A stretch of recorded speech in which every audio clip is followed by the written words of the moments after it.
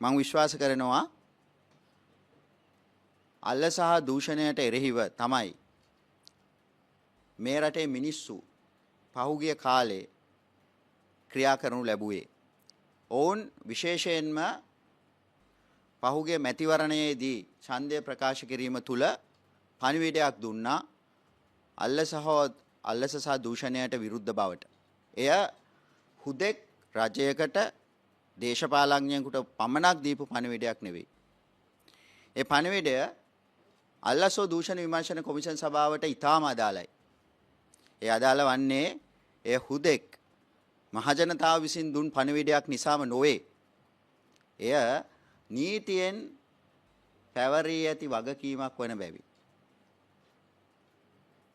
විශේෂයෙන්ම 2023 අංක 9 දරන දූෂණ විරෝධී පනත සහ ඒ පනත යටතේ සාධන ලත අල්ලස්සෝ දූෂණ විමර්ශන කොමිෂන් සභාව සම්බන්ධයෙන් ශ්‍රී ලංකාවේ ජන සමාජය හෝ සමහර විට නීතිඥවරු හෝ විශේෂයෙන් දේශපාලඥයෝ දැනුවත් වී නොමැති බව පහුගිය කාලයේ සිදුවන සිදුවීම් සහ කරනු ලබන ප්‍රකාශ වලින් අපිට පෙනී ගොස් තියෙනවා. ඒ නිසා මේ පණිවිඩය ලබා දිය යුතුව තිබෙනවා. අල්ලසෝ දූෂණ විමර්ශන කොමිෂන් සභාවට අතීතයක් තිබෙනවා. 1994 අංක 19 දරන අල්ලසෝ දූෂණ විමර්ශන කොමිෂන් සභා පනතෙන් අල්ලසෝ දූෂණ විමර්ශන කොමිෂන් සභාව සකස් කරනු ලැබුවා. ඒ කොමිෂන් සභා පනත සහ 2023 අංක 9 දරන දූෂණ විරෝධී පනත අතර විශාල වෙනස්කමක් තිබෙනවා. 94-19 පනත මගින් අල්ලසෝ දූෂණ විමර්ශන කොමිෂන් සභාවට බලය ලබා දී තිබෙන්නේ අල්ලස හා දූෂණය සම්බන්ධයෙන් වන වැරදි පිළිබඳ විමර්ශනයන් කිරීමට සහ නඩු කටයුතු පවත්වාගෙන යාම සඳහා. නමුත් 2023 අංක 9 දරන දූෂණ විරෝධී පනත ඊට වඩා විශාල පුරුල් පරසරයක් සහිත පනතක් සහ විශේෂයෙන්ම නඩු පැවරීමට එහා ගිය දූෂණය සහ අල්ලස වැළැක්වීම සඳහා රාජ්‍ය ප්‍රතිපත්ති සකස් කිරීමට මැදිහත් වීමට තරම් බලතල සහිත විශේෂයෙන්ම අපි දන්නවා අන්තර්ජාතික පනත් වලින් අපි බැඳී සිටිනවා. එක්සත් ජාතීන්ගේ දූෂණ විරෝධී ප්‍රඥප්තිය. ඒ ප්‍රඥප්තියේ මගින් ශ්‍රී ලංකාව නියෝජනය කරන ප්‍රධාන ප්‍රමුඛ ස්ථානය වන්නේ අල්ලසෝ දූෂණ විමර්ශන කොමිෂන් සභාවේ අධ්‍යක්ෂ ජෙනරාල්වරයා. ඒ නිසා තවදුරටත් අල්ලසෝ දූෂණ විමර්ශන කොමිෂන් සභාව හුදෙක් විමර්ශන කරන සහ නඩු පවරන ආයතනයක් පමණක් නොවේ. ඒ නිසා තමයි අපිට මේ ජාතික ක්‍රියාකාරී සැලැස්මක් සකස් කිරීම සම්බන්ධයෙන් වන නෛතික බලය ලැබෙන්නේ. නැත්තම් කාට හරි හිතෙන්න පුළුවන් අල්ලස්සෝ දූෂණ විමර්ශන කොමිෂන් සභාව කොහොමද ජාතියට සැලැස්මක් හදන්නේ? නෑ. ඒ සඳහා වන සියලු නෛතික බලතල පාර්ලිමේන්තුව විසින් මේ පනත මගින් දීලා තියෙනවා. ඊළඟට මේ පනතේ තිබෙන විශේෂතාවයක් බොහෝ දෙනා හඳුනාගෙන නැහැ. දැන් අපි දන්නවා ස්වාධීන කොමිෂන් සභා කියලා දේවල් තිබෙනවා. හැබැයි මේ අල්ලසෝ දූෂණ විමර්ශන කොමිෂන් සභාව ඒ කියන ස්වාධීන කොමිෂන් සභාවලටත් වඩා එහා ගිය ස්වාධීනත්වයක් දරන කොමිෂන් සභාවක්. ඇයි මම එහෙම කියන්නේ කියලා මේ පනත කියවන ඕන කෙනෙකුට තේරෙනවා. හැබැයි ලංකාවේ ප්‍රශ්නයක් තියෙනවා. ඒ තමයි ලංකාවේ මිනිස්සු ලංකාවේ නීති කියවන්නේ. විශේෂයෙන්ම පනත පාස් කරපු පාර්ලිමේන්තුවේ හිටපු දේශපාලඥයොත් ලංකාවේ නීතිය කියවන්නේ. මං පහුගිය කාලේ සමහර දේවල් සම්බන්ධයෙන් මාධ්‍ය ඉදිරියට ඇවිල්ලා ප්‍රකාශ නිකුත් කරන දේශපාලඥයින්ගෙන් තාම උමනාවෙන් ඉල්ලනවා කරුණා කළා ඔබ විසින් සමහර දේශපාලඥයෝ පාර්ලිමේන්තුවේ සිටියේදී සම්මත කරනු ලැබූ පනත නැවත කියවන්න කියලා. එහෙම නොකියවා සමහර ප්‍රකාශ නිකුත් කරන්න එපා සහ එහෙම වුණාට පස්සේ වෙන දේත් මං ඉස්සරහට කියනවා. මේ පනතේ විශේෂ ලක්ෂණයක් තියෙනවා. ඒ තමයි මේ පනත සියලු බැඳීම් වලින් ඉවත් කරලා තිබෙනවා මේ පනතේ පාලනය. ඒ ඉවත් කිරීමේ අනුව රජය සමග වන බැඳීම් වලිනුත් ඉවත් කිරීම. 2023 අංක 9 දරන පනත සකස් කරනු ලැබ තිබෙන්නේ ඉතාම ස්වාධීන කොමිෂන් සභාවක් සකස් කිරීම සඳහා. සමහර රටවල හොංකොං වගේ රටවල තිබෙන කොමිෂන් සභාවන් සමග සංසන්දනය කරලා සහ අන්තර්ජාතික වශයෙන් තිබෙන උපමාන අනුව සකස් කරනු ලැබූ ඉතාම විශිෂ්ට පනතක්. නීතියක් හැදුවට පස්සේ ඒ නීතියට අපි කැමති වුණත් නැති වුණත් ඒක තමයි රටේ නීතිය. එතකොට මට විස්තර කරන්න ඕනේ මේක පැහැදිලිව දැන් සකස් කරලා තියෙන අල්ලස්සෝ දූෂණ විමර්ශන කොමිෂන් සභාව මොන ආකාරයේ කොමිෂන් සභාවක්ද යන්න.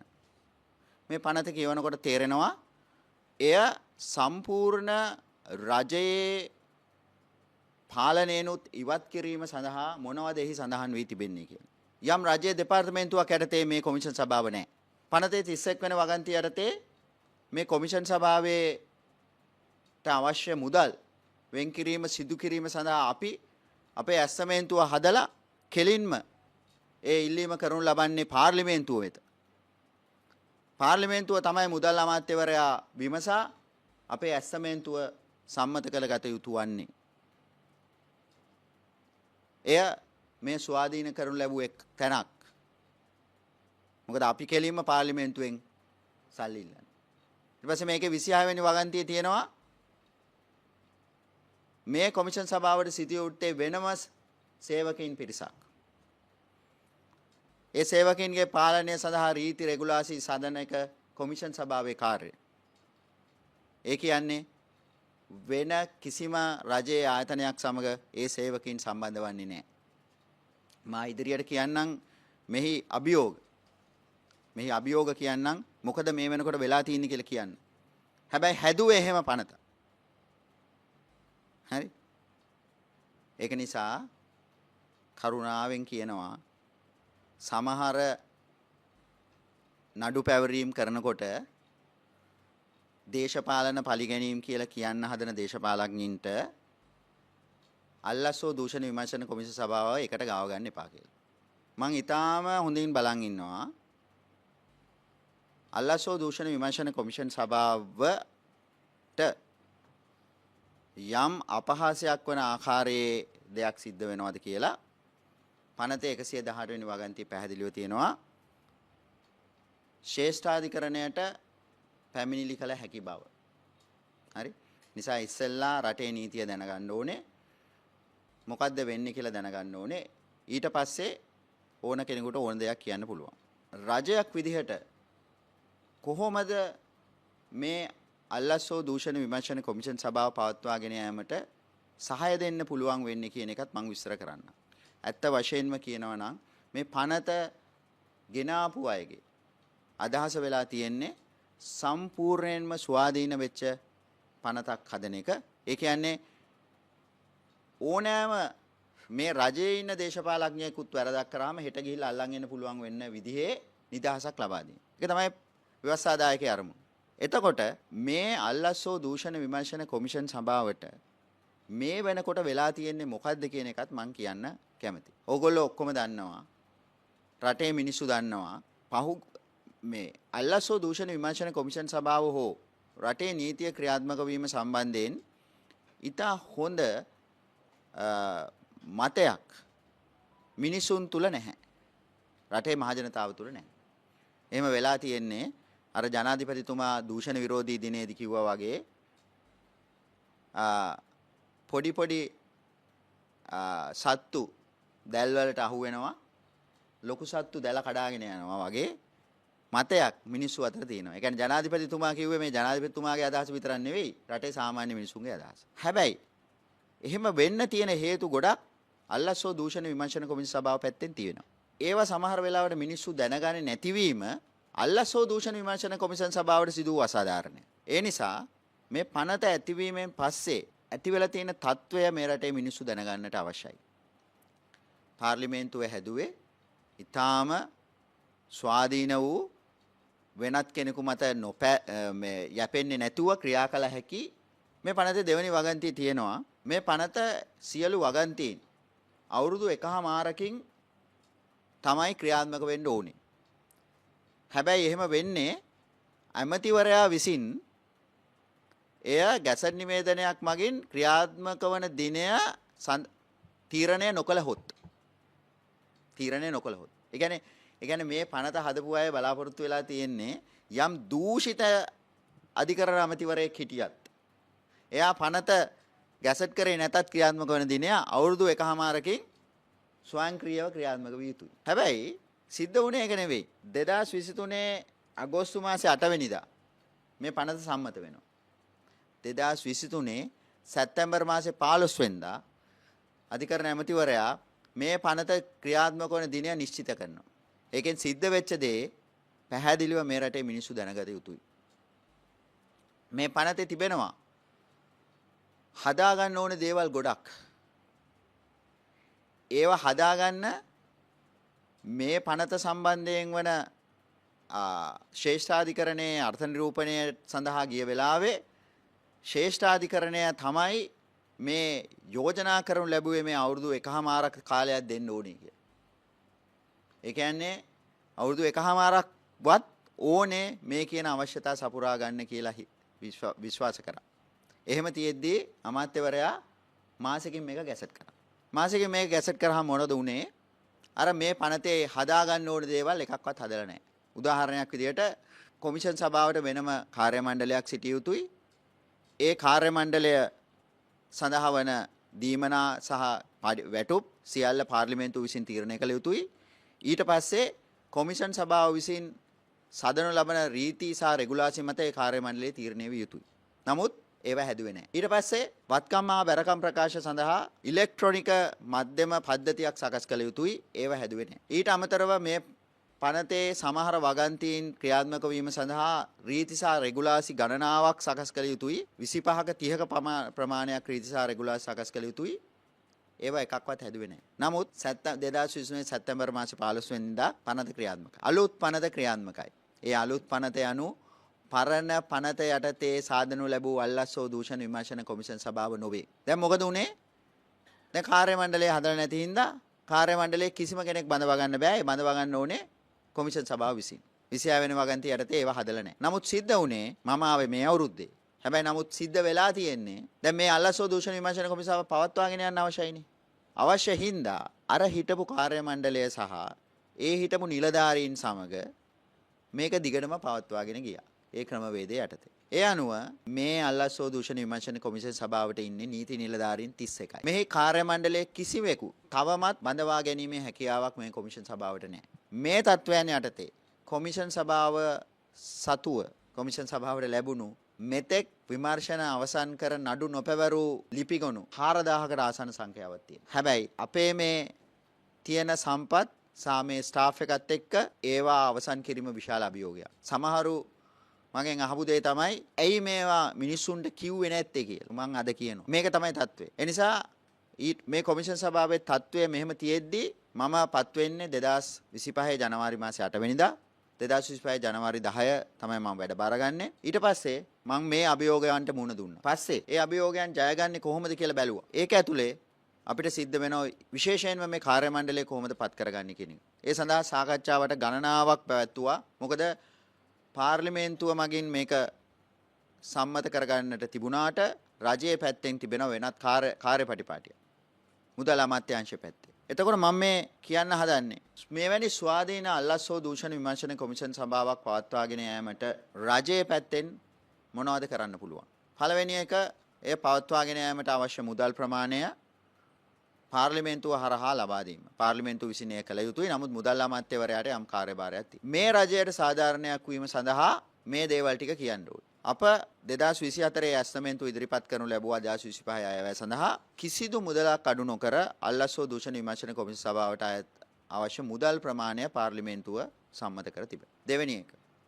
අර කාර්ය මණ්ඩලය සම්බන්ධයෙන් ප්‍රශ්නයේදී ගිය සතියේ වෙනකොට ගරු ජනාධිපතිතුමා විසින් මට දැනගන්න ලැබෙන තිබෙන විදිහට අපි විසින් යෝජනා කරන ලද කාර්ය මණ්ඩලය අනුමත කර තිබෙනවා. එය පාර්ලිමේන්තුවට ඉදිරිපත් වීමට නියමිතයි. රජයක කරන්න පුළුවන් මේව තමයි. නඩු පවරනවද කාටද නඩු පවරන්නේ මොනවටද නඩු පවරන්නේ කියන එක සම්බන්ධයෙන් කිසිම පාලනයක් රජයට නැහැ. නිසා ඒක ගැන වගකිව යුතු වන්නේ ස්වාධීන කොමිෂන් සභාවක් වන අල්ලස්සෝ දූෂණ විමර්ශන කොමිෂන් සභාව. ඊළඟට අපි දැන් මේ දූෂණ විරෝධී ජාතික ක්‍රියාකාරී සැලැස්ම ගැන කතා කරොත් 2019 2023 කියලාත් සැලැස්මක් තියෙනවා. දැන් කාට හරි හිතෙන්න පුළුවන් හැමදාම මේගොල්ලෝ සැලැස්මල් හදනවා. හැබැයි රටේ අල්ලස නැති වෙලත් නැහැ, දූෂණය නැති වෙලත් නැහැ, අඩු වෙලත් නැහැ. ඊට පස්සේ අන්තර්ජාතික වන මිනුම් දඩුන්ත් එක බැලුවාම අපේ CPI ඉන්ඩෙක්ස් එක මේ වෙනකොට 124 මට්ටම දක්වා ගිහිල්ලා. එතකොට මේ සැලැස්මවල් තියෙනවා මොනවත් වෙන්නේ නැහැ කියන. නිසා මම ඇත්තටම මේ සැලැස්ම සම්බන්ධයෙන් මුලින්ම මෙහි ඇවිල්ලා කියන කොටත් මම කිව්වා නිකන් පොත්වල පිටු පුරවන්න සැලැස්මවල් හදනවා නම් ඒකට මම එකඟ නැහැ. එහෙම හදනවා නම් ඒවා කරන්න ඕනේ. ඒවා කරන්න වැඩපිළිවෙලක් තියෙන්න ඕනේ. ඒවා ඉස්සරහට කරාම ඒවයි ප්‍රගතිය මොකද්ද කියලා බලන්න ඕනේ. එහෙම නැත්තම් මේ වැඩේ කරන්න බෑ. ජාතික ක්‍රියාකාරී සැලැස්මක් කියන්නේ මුළු ජාතියටම නැත්තම් මුළු රටටම අදාළ වන සැලැස්මක්. මේක අල්ලස්සෝ දූෂණ විමර්ශන කොමිෂන් සභාවේ සැලැස්ම නෙවෙයි. අල්ලස්සෝ දූෂණ විමර්ශන කොමිෂන් සභාවේ ක්‍රියාකාරී සැලැස්ම අපි 2025 පෙබරවාරි මාසේ 27 වෙනිදා ප්‍රසිද්ධ කළා තියෙනවා. අපේ වෙබ්සයිට් එකෙන් එක බලන්න පුළුවන්. අපි ප්‍රසිද්ධ කළා තියෙනවා. අපි මොනවද කරන්නේ? ඒක සකස් කිරීම සම්බන්ධයෙන් මම පෞද්ගලිකව මැදිහත් වුණා. ඒකේ තියෙන හැම ඇක්ෂන් එකක් සම්බන්ධයෙන්ම මම වග කියනවා. ඒව කරනවා. ඒ නිසා තමයි ඒක ප්‍රසිද්ධ කරේ. අන්තර්ජාතික මූල්‍ය අරමුදල පවා මේක සම්බන්ධයෙන් විශාල වශයෙන් උනන්දුවක් දැක්වුවා. අපි ඒක ප්‍රසිද්ධ කරා. එහි තියෙන ටික කරන්න. ඒ අල්ලස්සෝ දූෂණ විමර්ශන කොමිෂන් සභාවේ සැලැස්ම 2025 2026 වර්ෂය සඳහා. ඒකත් ඇතුළුව මේ ජාතික ක්‍රියාකාරී සැලැස්ම වසර 5ක් සඳහා සකස් කර තිබෙන්නේ 2025 සිට 29 දක්වා. එය 2025 අප්‍රේල් මාසේ 9 වෙනිදාන් පස්සේ ඔබට බලන්න පුළුවන්. එහි ඇත්තටම විවිධ අංශවලට විවිධ අමාත්‍යාංශවලට එක් වගකීම් පවරලා තිබෙනවා. මොකද මේ දූෂණය හෝ අල්ලස වැළැක්වීම හුදෙක් අල්ලස්සෝ දූෂණ විමර්ශන කොමිෂන් සභාවේ කාර්යයක් විතරක් නෙවෙයි. සියලු රජයේ ආයතනවල සියලු නිලධාරීන්ගේ සහ අවසාන වශයෙන් රටේ සියලු මිනිසුන්ගේ වගකීමක්. ඒක නිසා ඒ සඳහා එක් ආයතන මගින් සකස් කරගත යුතු තමන්ගේ සැලැස්මවල් මොනවද කියලා මේ ක්‍රියාකාරී සැලැස්ම අපි පෙන්නනවා. අපි බලාපොරොත්තු වෙනවා මේ ක්‍රියාකාරී සැලැස්ම එළි දැක්වීමෙන් පස්සේ එය ඉදිරියට ක්‍රියාත්මක වීම සම්බන්ධයෙන් පසු විපරමක් කරන්න. එහෙම නැත්නම් නිකන් සැලැස්මක් හදලා එළියට දාලා වැඩක් නැහැ. ඒවා වෙනවද නැද්ද කියන එක සම්බන්ධයෙන්. අපි විශ්වාස කරනවා හුදෙක් වැරදි වලට අදාළ පුද්ගලයන් අල්ලලා ඔවුන්ට නඩු දාලා ඔවුන් හිරයවලා අල්ලස දූෂණය මැඩපවත්වන්න බෑ කියලා. ලෝකේ කිසිම රටක් එහෙම කරලත් නැහැ. ඒ නිසා ප්‍රධාන වශයෙන්ම අපි මේ සැලැස්ම ඇතුලේ අපි හඳුනාගෙන තියෙනවා අංගයන් 4ක්. නිවාරණය, අධ්‍යාපන හා ප්‍රජා සහභාගීත්වය, ආයතන ශක්තිමත් කිරීම හා ක්‍රියාත්මක කිරීම, නීතිය හා ප්‍රතිපත්ති ප්‍රතිසංස්කරණය. මේ තුල තමයි අපිට වඩා හොඳ අල්ලස හෝ දූෂණයෙන් තොර සමාජයක් සකස් කළ හැකි වන්නේ. එතකොට අලසෝ දූෂණ විමර්ශන කොමිෂන් සභාව ඉදිරියේදී මොනවද කරන්න හිතන් ඉන්නේ කියන එකට. දැන් අපිට විශාල අභියෝගයක් තියෙනවා. අපි මේ මොනවා කරත් අවසානයේ මිනිස්සු බලන් ඉන්නේ හොරු කීයක් ඇල්ලුවද? හොරු කී දෙනෙකුට දඬුවම් දුන්නද? වගේ ඒවා. ඒ සඳහා වන පැමිණිලි අපි ගාව තියෙනවා. මම කිව්වා ඉස්සෙල්ලා කිව්වා වගේ ෆයිල් 4000ක් විතර තියෙනවා. මේවා ඇතුලේ විශාල දූෂණ සම්බන්ධයෙන් වෙන ඒවා තියෙනවා. හරි. මුලින්ම කොමිෂන් සභාවට අභියෝගයක් තිබෙනවා මේ තිබෙන සීමිත සම්පත් ප්‍රමාණය මැද මේවා කොහොමද කරන්නේ? ඒ සඳහා වන යම් වැඩපිළිවෙලක් අපි දැන් සකස් කරලා තිබෙනවා. ඒ සඳහා විශේෂ ඒකකයන් පිටු වෙලා යම්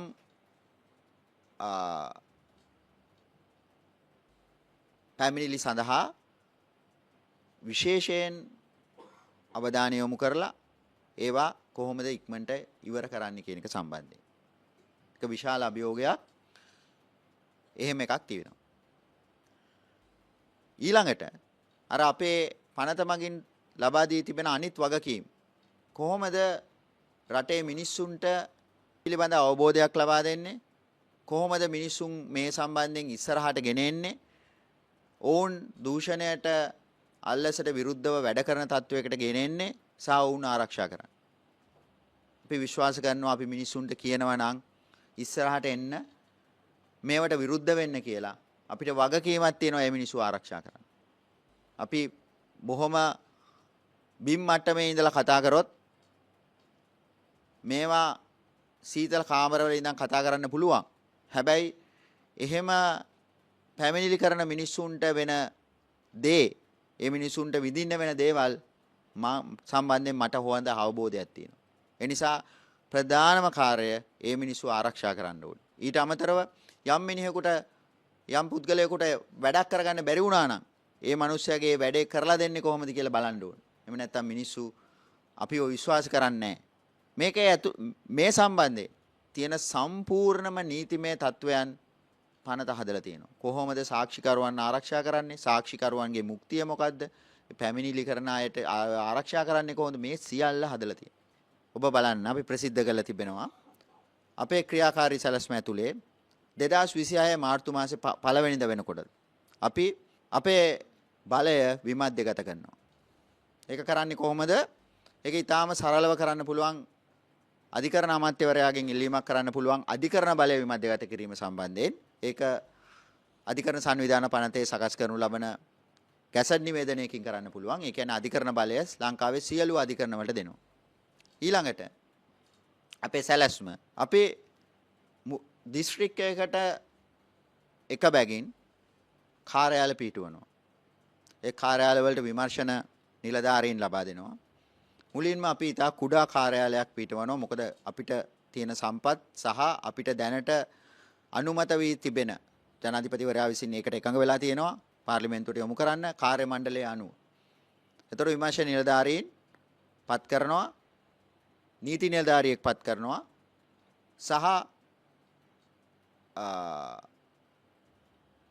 නිවාරණ නිලධාරියෙක් ප්‍රිවෙන්ෂන් ඔෆිසර් කෙනෙක් පත් කරනවා. ඒ දිස්ත්‍රික්කයේ කාර්යයන් කිරීම සඳහා. ඒ අනුව අපිට මේ වෙනකොට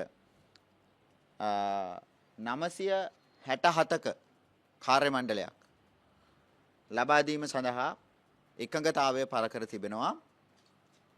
මේ අර 26 වෙනි වගන්තිය යටතේ සාදනු ලබන කාර්ය මණ්ඩලය ඇතුළේ. එහි අරමුණ අපි මිනිස්සුන්ට මේක සමීප කරන්නට ඕනේ. ඊට පස්සේ අපි නඩු පැවරීම් සිදු කරනු ලබන්නේ ඒ අධිකරණවල. එසේම මේ නිවාරණය කියන දේ ශ්‍රී ලංකාව පුරාම පතුරවන්නට ඕනේ. සා මිනිස්සු දැනුවත් කරන්න ඕනේ. ඊළඟට මේ ජාතික ක්‍රියාකාරී සැලැස්මට යටතේ කරන්න බලාපොරොත්තු වෙන තවත් සුවිශේෂී කාර්යයක් තිබෙනවා. ඒ තමයි රාජ්‍ය ආයතනවල අභ්‍යන්තර කටයුතු ඒකක internal affairs units ඇති කිරීම. ඕගොල්ලෝ දකින්න ඇති අර පහුගිය කාලේ මිනිස්සෙක් අර ප්‍රාදේශීය ලේකම් කාර්යාලයකට මං හිතන්නේ ගිහිල්ලා හම්බන්තොටද කොහෙද වීදුරු කුඩු කරා. ඒ වීදුරු කුඩු කිරීම ඇතුලේ පණිවිඩයක් තියෙනවා. ඒ පණිවිඩය කොච්චර දුරට අදාළ බලධාරීන් ගත්තද කියන මන් දන්නේ නැහැ. හැබැයි අපි ගත්තා. මොකද්ද පණිවිඩය? ඒ මනුස්සයාට ඒ වැඩේ වෙන්නේ නැති වුනහම වීදුරු කුඩු කරනව වෙනුවට කියන්න කෙනෙක් ඕනේ. වීදුරු කුඩු කරනව වෙනුවට ගන්න පුළුවන් ක්‍රියාමාර්ගයක් ඕනේ. එතකොට මේ ඉන්ටර්නල් ඇෆෙයාර්ස් යුනිට් අභ්‍යන්තර කටයුතු ඒකක සකස් කිරීමේ අරමුණ අන්න ඒක. මිනිස්සුන්ට මතක් වෙන්න ඕනේ තමන්ගේ වැඩේ කරෙන්නේ නැති වුනහම මෙන්න මෙහෙම එකක් තියෙනවා මේක ආයතනයේ ඒ ආයතනයට පැමිණිලි කරන්න පුළුවන් කියලා. හරියට අර මං හිතන්නේ අර දැන් සුවසරිය කිව්වහම මිනිසුන්ට මතක් වෙන්නේ. ඒ වගේ මොඩල් එකක් වෙන්න ඕනි කියලායි මගේ අදහස. එතකොට ඊළඟ එක තමයි මේ ඒකකයන්ගෙන් බලාපොරොත්තු වෙන තව දෙයක් තිබෙනවා. ඒ තමයි එක් ආයතනය තුල තිබෙන දූෂණය විය හැකි අවස්ථාවන් හඳුනා ගැනීම. ඒ කියන්නේ යම් කිසි තැනක අපි හිතමු යම් පෝලිමක් තියෙනවා. මේ පෝලිම ඇතිවීම නිසා එතන දූෂණයක් ඇති වෙන්න පුළුවන්. යම් කෙනෙක් එයින් ප්‍රයෝජනයක් ගන්නව වෙන්න පුළුවන්. යම් ක්‍රමවේදයක් නිසා භාවිතා කරන ක්‍රමවේදය නිසා ඔවුන්ට අපි කියනවා අපි චක්‍රලේඛය ඇතුළේම කියලා තියෙනවා ඒවා හඳුනා ගන්නට ඕනේ. කොතනද ඒ දූෂණය සිද්ධ වෙන්නේ? ඒ අනුව ඒකට තියෙන ගත හැකි ක්‍රියාමාර්ගයන් මොනවාද කියලා ආයතන ප්‍රධානීන් දැනුවත් කිරීම සහ අපිව දැනුවත් කිරීම කරන්න ඕනේ. මොකද අපේ පනත ඇතුලේ ඕනෑම රාජ්‍ය ආයතනයකට දූෂණය සහ අල්ලස වැළැක්වීම සඳහා වන මාර්ගෝපදේශයන් ලබා දීමේ නෛතික බලයක් අපිට දීලා තියෙනවා. අපිට අවශ්‍ය වෙන්නේ මේකයි. මිනිස්සුන්ට කියන්න ඔබ අල්ලස දූෂණයට විරුද්ධ වෙන්න. ඔබව බලා ගන්න අපි ඉන්නවා. සහ මේක එක ආයතනයක හෝ යම් පිරිසකගේ වගකීමක් නොවේ. මෙය සියලු දෙනාගේ වගකීමක්. මොකද අපි විශ්වාස කරනවා මිනිසුන්ගේ ආකල්ප වෙනස් කළ යුතුව තිබෙනවා. පහුගිය කාලය තුල මේ රටේ ඇති වෙලා තියෙන සංස්කෘතිය අර අල්ලස දූෂණය සාමාන්‍යීකරණය වීමක්. ඒක තුල නැති වෙලා තියෙනවා මිනිසුන්ගේ අගයන් values. ඒ values නැතිවීම තුල විශාල ඛේදවාචකයකට අපි මුහුණ දීලා තියෙනවා. මම මෙහෙට ආවට පස්සේ තමයි දැක්කේ රජයේ නිලධාරීන්ට එරෙහිව කොයිතරම් පැමිණිලි තිබෙනවද කියලා.